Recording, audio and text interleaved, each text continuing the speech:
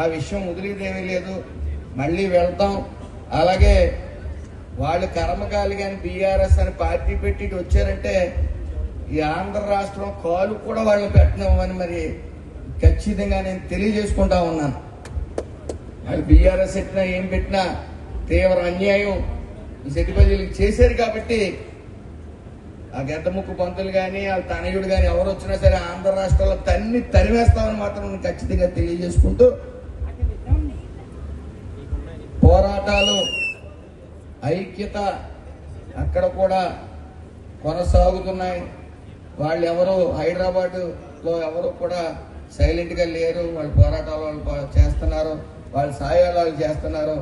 వాళ్ళందరినీ కూడా మనం మార్గదర్శకంగా తీసుకోవాలి. ఎందుకంటే ఇక్కడ మనం సంఖ్యాపరంగా బలంగా ఉన్నాం కాబట్టి ఏ పోరాటాలన్నా చేయొచ్చు.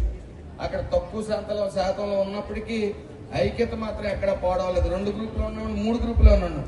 సమయం కష్టం వచ్చేటప్పటికి అందరూ కలుస్తున్నారు. అది మెచ్చుకోదగ్గ విషయం అని తెలియజేసుకుంటూ మరి ఎప్పుడు కూడా నా సహాయ సహకారాలు పూర్తిగా ఉంటాయని తెలియజేసుకుంటూ అందరికీ నమస్కారం.